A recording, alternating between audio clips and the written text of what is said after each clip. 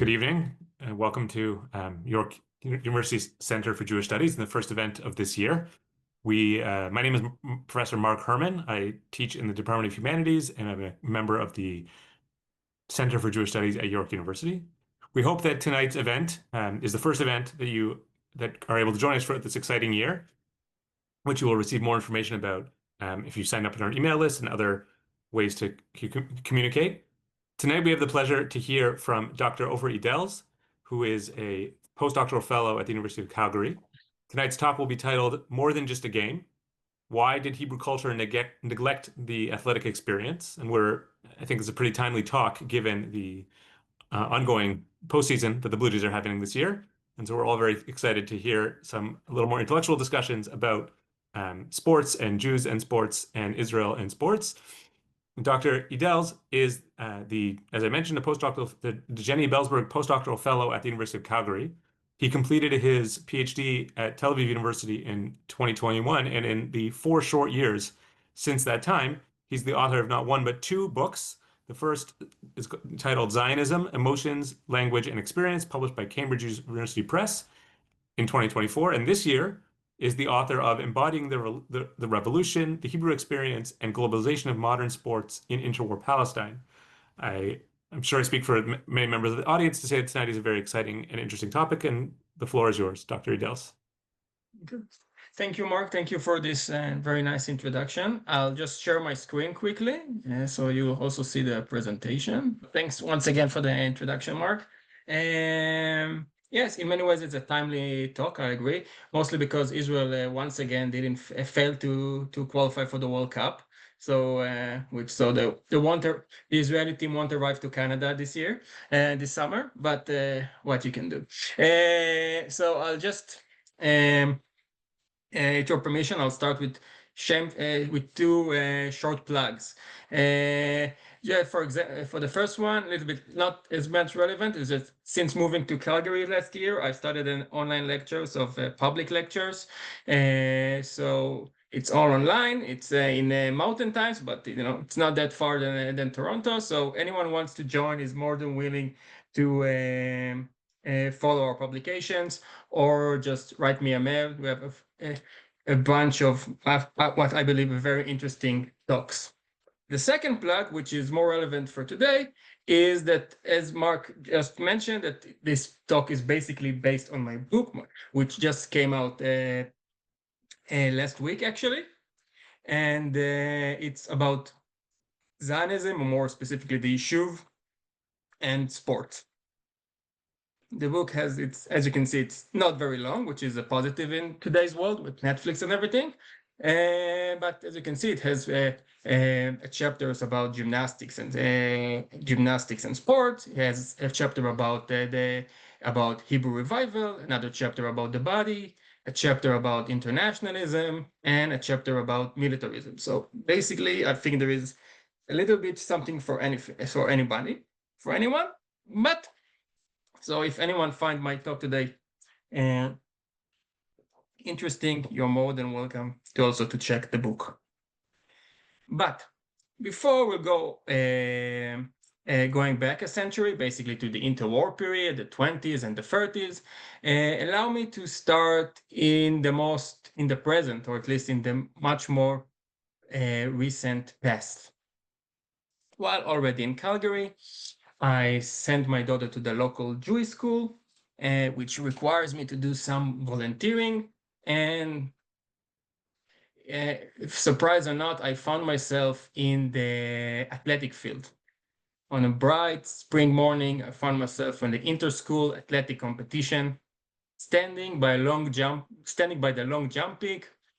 pit with a measuring tape.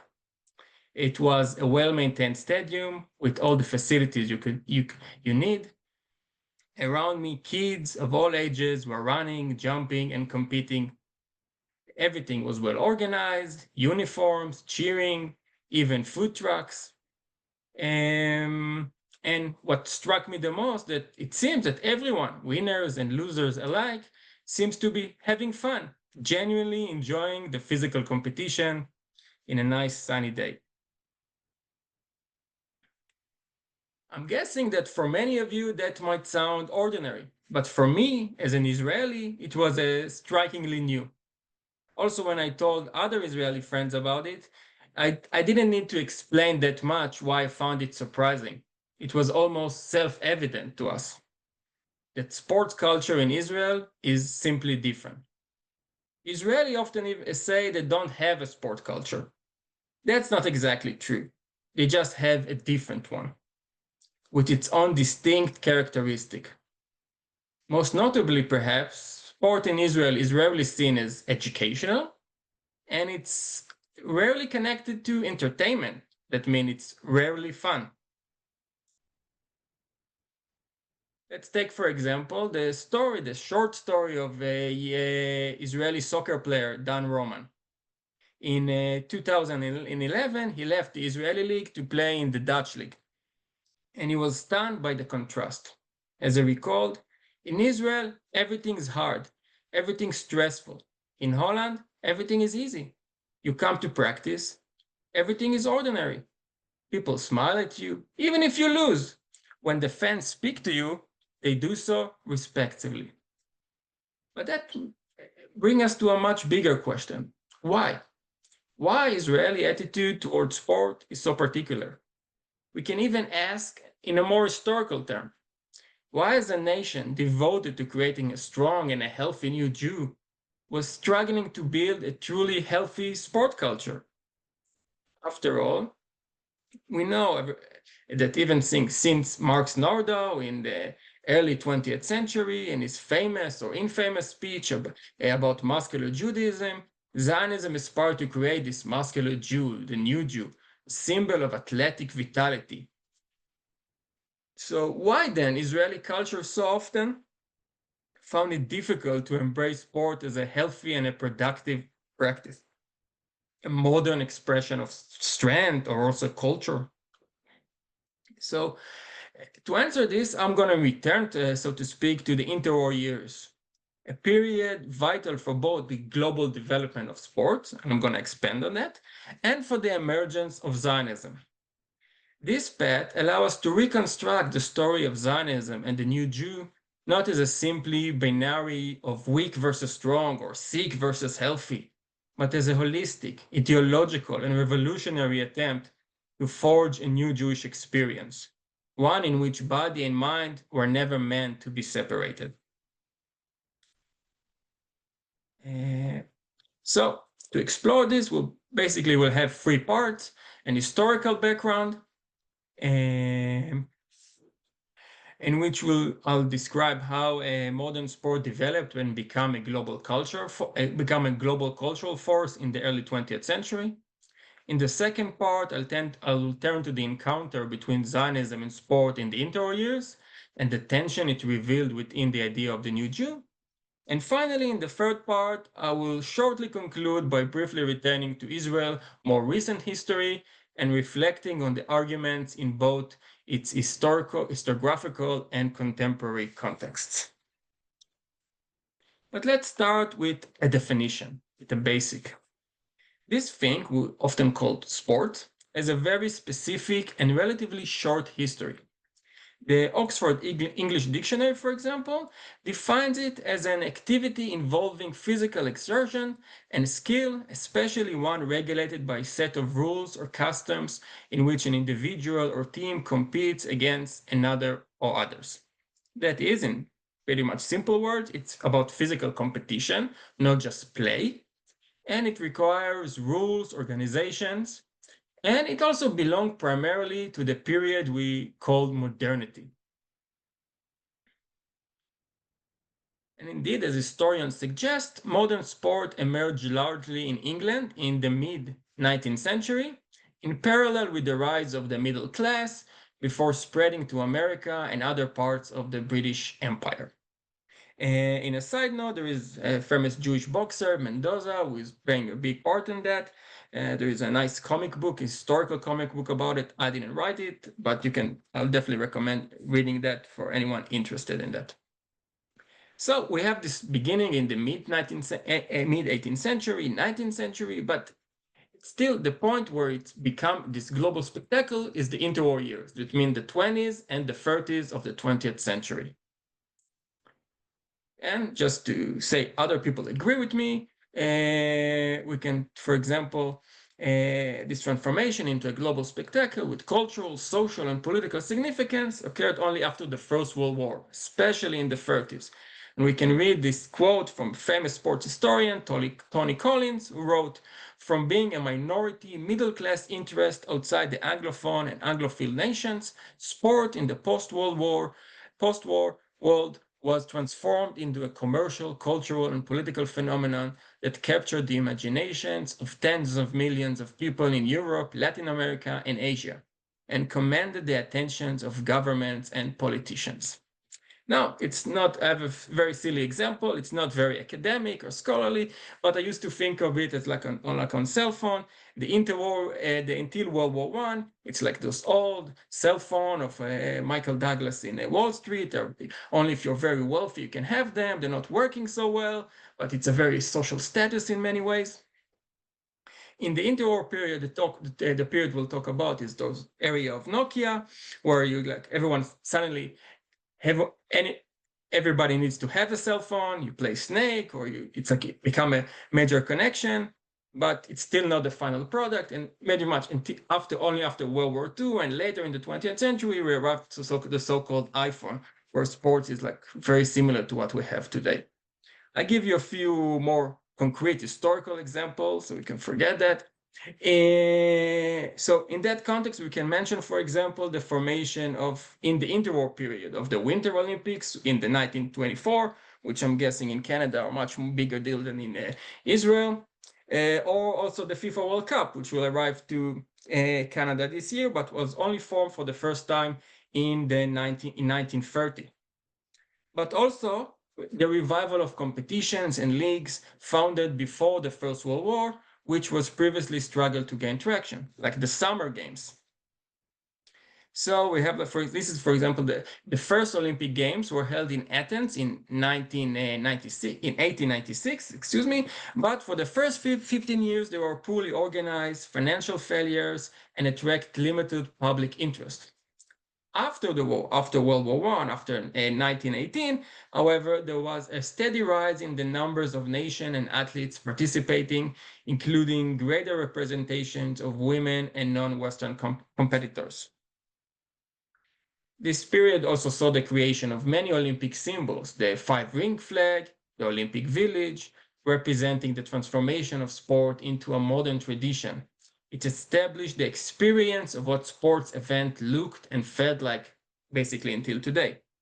But perhaps the most telling evidence of the new popularity of significance of sport is the 1928 sponsorship agreement between the Olympic movement and the Coca-Cola company, a partnership that continued to this day.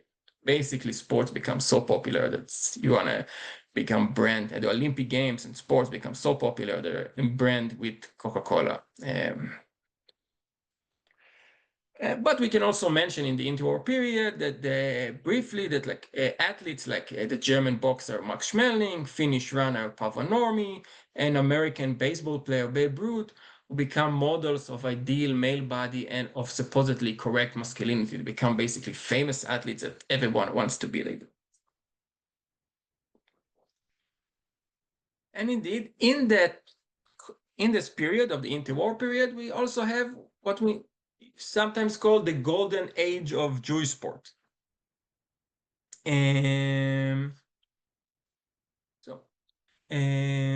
Indeed, Jews in Europe and America also took advantage of this new phenomenon that supposedly meritocratic and clean playing field of modern sport offer many Jews an opportunity to overcome stereotype of physical and mental weakness, and even to achieve social mobility, which is not less important.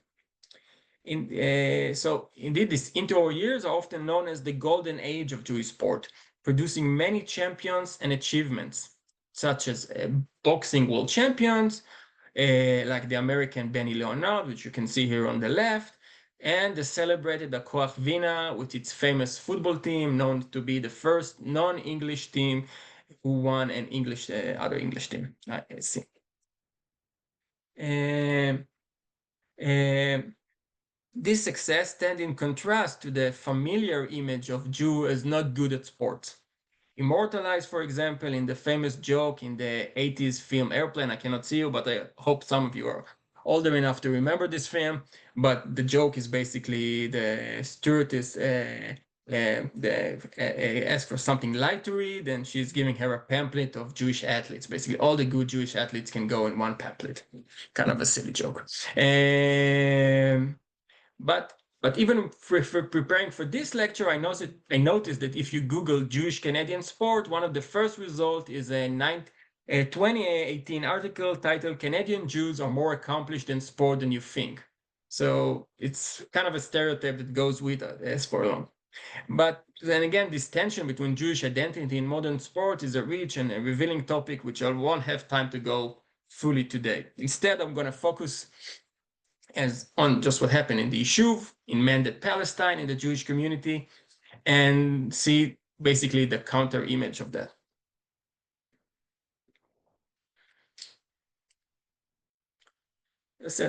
So unexpectedly, the Yishuv, the encounter was marked by deep ambivalence and a detachment from the national ethos, this new phenomenon of sport. As Hebrew author Moshe Smilansky phrased it, for instance, our nation victory must only be realized by the old and proven way, with the book and with the plage. A sport, he argued, would not bring salvation, not the healthy body and not the healthy mind. A few years later, similar arguments were made by former Hakoach Vina runner Walter Frankel, who in the meantime immigrated to Palestine. In 1932, he wrote, "We Hebrews, far removed from sport. Here and there, we hear scornful remarks about our physical culture. Our national attitude towards sport is yet to be determined." But we have to be careful.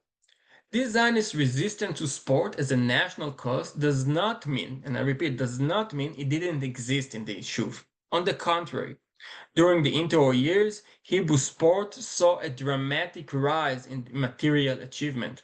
Clubs and associations were founded across the land. National teams competed domestically and internationally.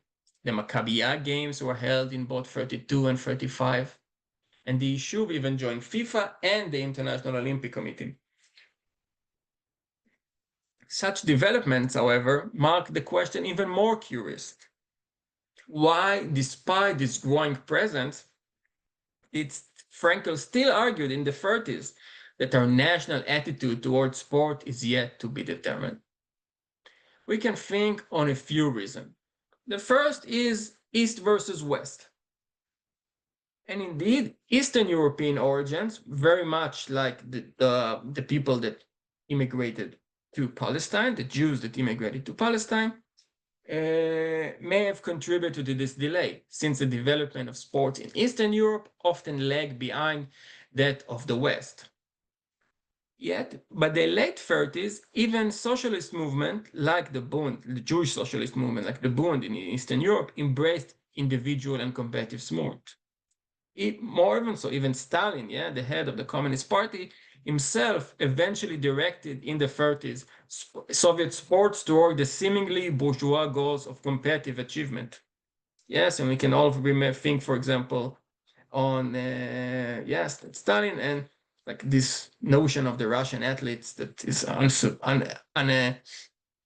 and his many achievement going all the way back to the 80s and until the 90s. And the struggle in the Olympics between America and the USSR. However, during this time in the 30s, while Stalin is already embracing modern sport, or at least going for competition, Ben-Gurion and the labor leadership and the Zionist leadership on the other hand saw no particular cultural or ideological value in sport, even into the 50s and beyond. Okay. Another reason which we can think about, another explanation for this delay, is that the Yishuv was a poor society with limited resources for frivolous leisure activities like sport. Basically, they were poor, didn't have any money. Yet, they eagerly supported other equally impractical or supposedly impractical endeavor when they held symbolic or ideological value. But more crucially, even when opportunity arose, the Yishuv often rejected them. The most prominent example is probably the story of Jewish wrestler Nikola Herschel. Although largely forgotten in present-day Israel, Herschel was a two-time Olympic medalist, a heavyweight wrestler, and the most successful and accomplished athlete ever to immigrate to the Yishuv or Israel, while he's still competing. Yeah. Active athlete. Arriving from Austria in 1934, the only 26 years old was eager to contribute to the Zionist society by developing wrestling. In an interview, he said, "The human material inherent Eretz Israel in the land of Israel is excellent. I can always see in my mind's eyes the strong Eretz Israeli brigade I have assembled, and how it surprises the European countries with its power and makes a name for the revived land of the Hebrews." Yes, he's talking about the brigade of wrestlers he's going to create. We can also say wrestling, because it's a classic sport going all the way to ancient Greece, requires very little equipment or very little investment. Basically, just a few mats and salary. So it seems perfectly suited for the Yishuv conditions. And indeed, we have other examples from other nations or more poor nations that use wrestling at the time and achieve success. Yet, in the Yishuv, the strong and world-class heavyweight wrestler received no support and was forced to earn his living as a kosher butcher. "I am so tired. I have no desire to train," he told a journalist a few years after his arrival. He injured his back while working at the Tel Aviv slaughterhouse, ending his athletic career. During World War II, he enlisted in the British Army, and after the war immigrated again, this time to Australia, where he enriched there both the wrestling scene and the local meat industry. That is, despite embodying the very ideal of the new Jew, yes, he's a heavyweight wrestler, or what else you can want, the Hebrew press did not glorify Herschel's muscular body. For the most part, the Olympic medalist remained anonymous, and no tradition of Hebrew wrestling followed him, basically to this day. Herschel's story, therefore, highlights that the interwar tension between sports and the Yishuv or Zionism was not merely the result of poverty or circumstances, but of meaning, of what sport was and what Zionism wanted it to be.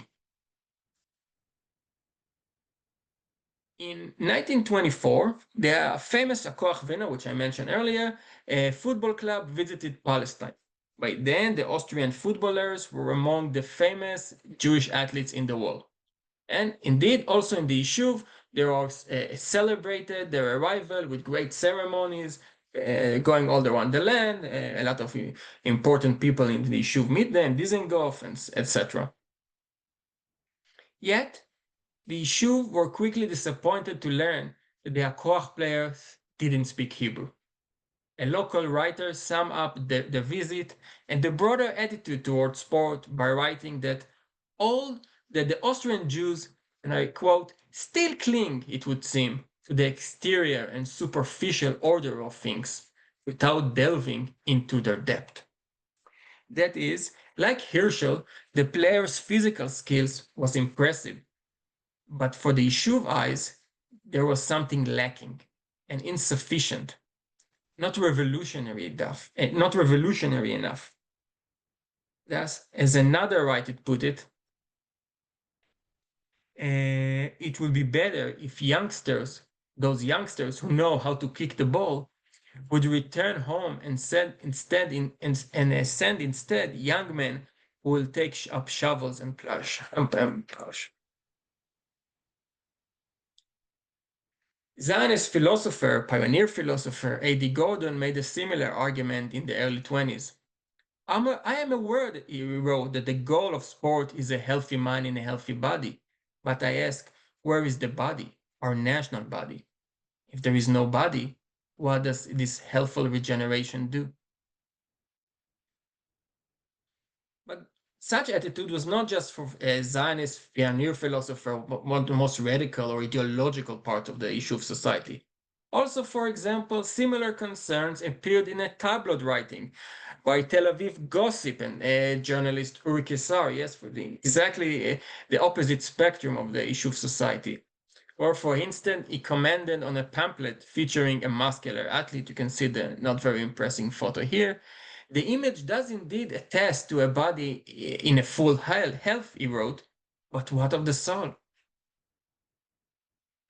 In other words, sport might develop the muscles, but by itself, it was never enough. As Gordon argued, it could only be an addition to labor, complement to labor, or preparation for labor. Athletic achievement alone by itself had no meaning. It needed to serve additional purposes. For example, an article about footballer Avraham Bet-Halevi praised him as a European level player, but added that he was not just excellent athlete on the field, but a decent fellow in daily life. Someone who knows how to draw people to him in a comradely and friendly manner. Yes, that the fact that he's just an European level player is not enough. You need something else. Likewise, press coverage of Yafa Cohen, one of the leading female athletes, redirected attention from her competitive performance to her modest home life. This is a room of true sportswomen, one journalist wrote. Cleanliness, light and flowers, sparse furniture, the wall hung with pretty pictures. When asked about life outside of sport, Cohen replied, "My time is entirely taken by domestic matters. The only free times I have for sport is the evening and on Saturdays." So it's not just that she doesn't have a lot of time, it's also the journalists pushed her for her to talk about it. The fact that she's an athlete, it's not enough. It's also asking her about life outside of sport. But even more bluntly, perhaps, this attitude was explicitly summarized by a pamphlet of Maccabi, the sports organization of Tel Aviv Athletic Department, writing, "Sport do not aspire to create stars, and it's not the ultimate goal of sports to foster record-holding individuals. Our sports people must always stay humble and not think of themselves as special or outstanding, and keep away from the prima donnas." Yes, I think that makes it a little bit clearer. Another example is in the 1934, a group in 19, sorry. Similarly, in 1934, a group of young female athletes has left Tel Aviv to participate in the Women's World Game held in London. Most of the athletes who took part had little, if any, athletic experience. Many were recruited straight from the physical education class in Tel Aviv schools. Everyone in the Yishuv knew that this inexperienced team was going to lose. The point, no one really cared. What mattered wasn't the result, but that the girls were born in the land of Israel, that they were Hebrews, returning, so to speak, to history, to the world stage, being like everybody else. As one reporter wrote from London, "The heart is full of joy to see our flag, the blue and white flag with the Star of David, magnificently waving beside the American and the Italian, the Japanese and the French, the English, Polish and German flags. It's a real babel of languages here, but most importantly, our language is heard too." Even the British host noticed the distinctive Hebrew spirit. Shortly after the event, Lieutenant Colonel J.H. Levy, a British Jew, wrote back to Tel Aviv, "Their fine spirit of sportsmanship in accepting defeat with cheerfulness and dignity was one of the outstanding features of the meeting. In a world that is internationally selfish, it's good to see that the athletes from Palestine can set an example of how to lose gracefully. Yeah, you can see another photo of them, which is both on the cover of the book, and you cannot see it because it's blurry, and also on the cover of the poster for today's lecture. It's an interesting story. In the book, I'm also writing a little bit in comparison between Hebrew sports column and similar events and reports in Yiddish and in both in English, to say a few things about this thing called the modernization of Hebrew or Hebrew revival, a topic that interests me, and I know in terms of Yiddish and Jewish languages, a few of people here in the center. But the point I'm trying to make, the general point, is that the main point is that sport just doesn't work that way, that you have to add to it. On the contrary, as Ellen Gutman and other historians have noticed, it's basically work as autotalic. It demands intrinsic meaning. It has to be sports for its own sake. Only when we establish this, we can link it to broader themes like nationalities or capitalism or masculinity, or choose whatever you want. But the basic, that it first and foremost requires an emotional, almost spiritual engagement, what Hans Humboldt called presence. The shared experience of play and admiration that this shared experience of play and admiration that connects athletes and spectators.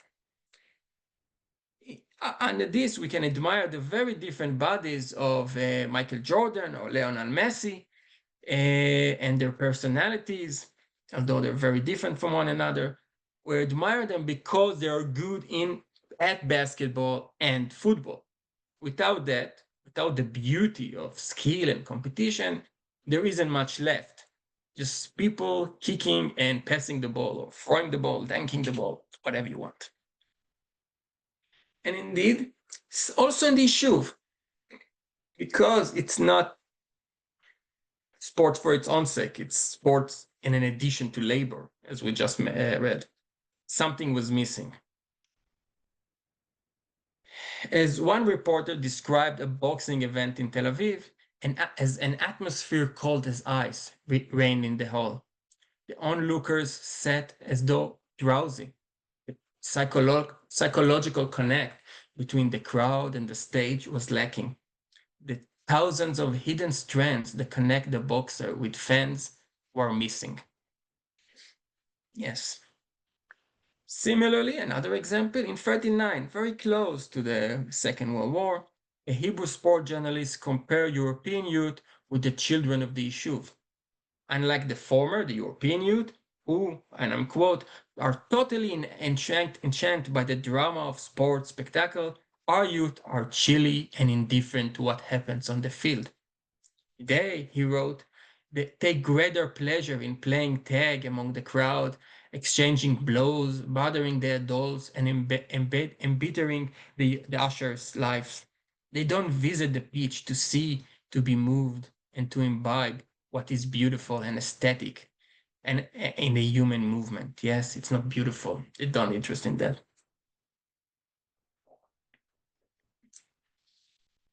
That description of the Yishuv youth in the 30s take us back to the where I began in the young Calgarian children enjoying their athletics. But to conclude, I'll conclude by some thought on past and present. And I'll jump, with your permission, to the 90s, where immigration of Soviet Union arrived to Israel. Even after Israel embraced neoliberalism, privatization, consumerism, and global fads, being just an athlete was rarely enough. After the fall of the Soviet Union, a wave of athletes and coaches arrived in Israel, bringing expertise far beyond the local level. Indeed, in the 2000 Sydney Olympics, a few years later, they led Israel to unprecedented achievement in fields like high jump, wrestling, and canoeing. Yet, instead of beginning a new era, their success became a swan song. After the games, many struggled to find their place, and despite their desire to live in Israel, they couldn't support themselves through sport or by doing only sport. So, like Herschel 50 or 60 years earlier, they immigrated again, this time Germany and some to Canada. Their athletic achievement remained the pinnacles of Israeli sports in those fields to this day, and it seems they will not soon be repeated. So let's quickly conclude. What we see then is this notion of Zionism, that the dream of a new Jew who unites body and mind was never abandoned. It, for better or worse, was continually reinterrupted or reconfigured. The Interwar suspicion of sport wasn't a rejection of the body or a muscular body, but an attempt to bind it to meaning, to turn physical strength into moral and collective strength. In that sense, even their ambivalence towards sport was part of the same holistic impulse, the enduring desire to reconcile the intellect and the flesh in the making of a new Hebrew self. This ideological endeavor was never monolithic or binary. In that background, it might be helped to use historian John Helbeck's suggestion about communism or communist ideologically, as we might think of ideologically not as a rigid, as we'll think not of ideologically not as a rigid system, but as a ferment working in the individual, producing a great deal of variation as it interacts with the subjective life of each person. This human perspective, it can help us understand Zionism or the Zionist revolution not as a finished or uniform project, but as a human, living experience full of contradictions and creativity. At this heart were young Jewish people, both pioneers or Maccabi members, curious, idealistic, and searching, turned to language, the body, and the land as tool to imagine a better future. If we are willing to listen to them, we might also learn something about our own present. Thank you for listening, and that was me. I'm looking forward to your questions. Thank you so much, Ofer. That was a fascinating tour of a world that is strikingly different and strikingly similar at the same time. And I think it has a lot of, I think the attempt to sort of critically investigate what seems to be natural in our world, I think is a really interesting feature of what your work and certainly tonight's talk. So thank you again. I remind participants that if they want to ask questions, they can put them in the Q&A box at the bottom of the Zoom screen.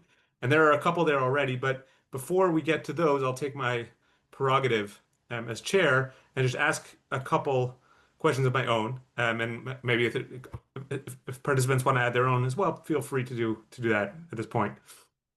So my first question really refers to non-Jewish attitudes towards sports. You mentioned this as sort of a comparative perspective, and especially within other national movements and the Olympics and other international sporting events as a moment of national pride and international relations. Did other nations or other participants in these events or domestically, for that sake, did they also see sport as a moral improvement, as a way to express the human perfection or develop themselves as people? That's my first question. And unrelated, I was wondering if you could shed a little more light on the gender dynamics going on here. You talked about female participants in the interwar years, but it seems it was relatively fewer than the male participants. And if you could maybe sort of expand a little bit on that, that would be great. And then we'll get to some other questions from the audience. Sure. first, regarding the non-Jewish, so we have this development during the interwar years that sports become an international phenomenon. That is now organized by international bodies. Internationalism is, as many of you probably know, is a big aspect of the interwar years in general, the League of Nations. But now also very early on, we have like the FIFA organization, for example, and the International Olympic Committee, and I can think on a few more international associations, which basically um, um, makes and represent the fact that sport now in the interwar years is no longer controlled by one single nation. Yeah, it's a global phenomenon that we need those global bodies in order to organize and protect and so forth. And indeed, oh, when we go, for example, like in a nation test case, okay, we can see different reaction for that. There is a lot of rejection because it's a new phenomenon that tries to push back. It's only also something that's associated with the British culture, for example. So as you can guess, the French or the German has something to say about that. We have a lot of discussions about professionalism, for example, okay, and which in almost every country takes its own shape according to the local culture and what they exactly see in professionalism. What does it mean? What is this tension? What's the problem with professionalism versus amateurism? So we have a lot of talk and a lot of scholarship about this period because it's a very pivotal period, but it's definitely not monolithic. The point is that even if you have, for example, professionalism or criticism of professionalism in Germany, for example, you also have professional athletes. Someone like Max Schmeling, the boxer, which was like the man, the most admired, rich guy that everyone wants to be because he's a boxer. So in the issue on the other hand, there was a rejection of professionalism, but there was no actual professionalism to reject. And the second question regarding gender. So as this process of internationalism or globalization of sports occurred, it's also become more important. Yes, it's part of the national ethos, it's part of the culture, it's become a platform which people want to join in. And so we got, like, for example, much more like not non-Western people. We got Jigaro Kano, the investor of judo, for example, who became the first non-Western member of the Olympic Committee. And also we see growing presence of female athletes. The Women Athletic World Games, the event which the young lady from Tel Aviv drove to London, was a international event of female based, that basically its goal was to prove to the world, to the International Olympic Committee, that women can participate in the Olympics. And indeed, in the late 30s, that's pretty much what happens. They get basically embraced by the International Olympic Committee, and we also see the growing numbers of athletic athletes and also fields in which they can compete. So yes, it's become such a global, basically, that everyone wants to compete because it's important.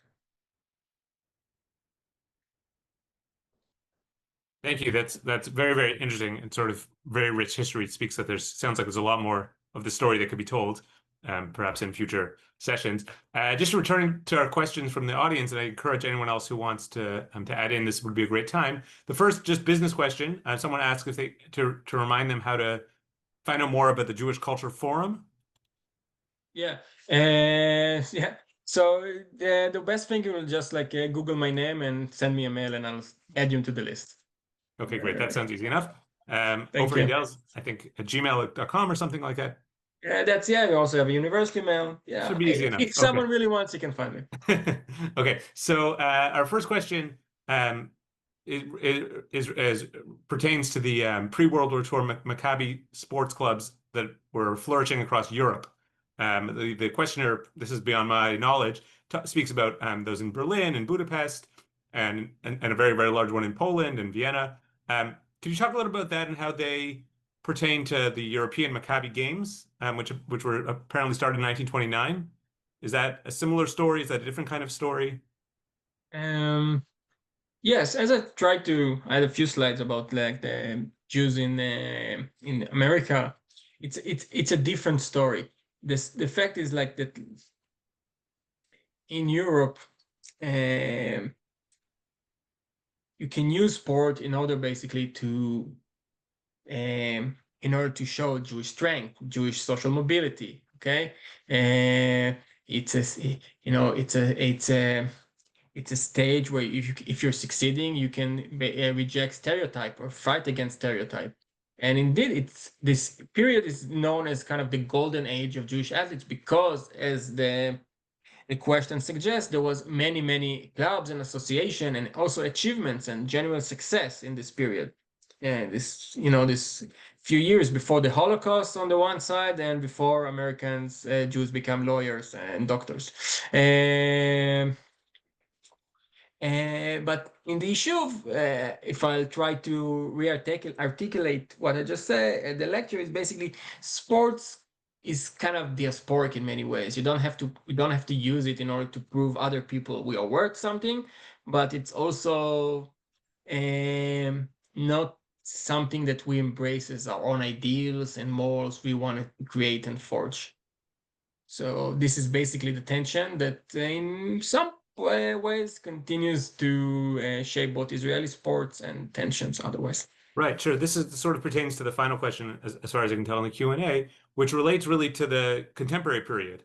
In what ways is Israel using sports as a nationalist endeavor, and how does this is similar or different to other nations as they sort of champion sports as a symbol, or perhaps more than just a symbol of a national identity? So this is in many ways the most complex, although I hate to use the word complex, complex question to answer because when you're trying to move ideas from like 50 or 60 or 100 years, a lot of things change. In the epilogue of the book, I'm actually trying to do my best in order to do it in a delicate and in a notion way that holds what exactly a change and what exactly stays, or from the origins of Zionism to this day. And but so it's easy to say nothing it stays because Israel is today so much different than like Israel in the 20s. It's completely capitalist. It's much more individualistic. If you look at Israeli soccer players, they look exactly the same as Israeli soccer stars in somewhere else in the world. The same shaves, the same tattoos, the same everything. Yet still there's something missing, and trying to find out exactly what this tract is missing, why it's different, why is sport culture in Israel, as I try to do the best in describing in the start of the talk, is different. I believe we have to go to the origins, to the interwar years. So yes, but as I said also in the beginning, perhaps another more or less scholarly title for this today talk is why Israel didn't qualify for the World Cup again. Yes, something like that. So yes. So all I can say is go read the epilogue of this book, which here is mumbled here. Sorry. Okay, thank you so much over that. I think that brings us to the end of our questions. I certainly, I'm sure that I speak for the audience to say that I learned a lot and really enjoyed this perspective, a critical perspective on the past that I think is very enlightening to the present. So I'm sure that I will not be the only one following up on some of your research, and I thank you again for sharing it with us tonight. Sure. Thank you for giving the platform. Happy to be here.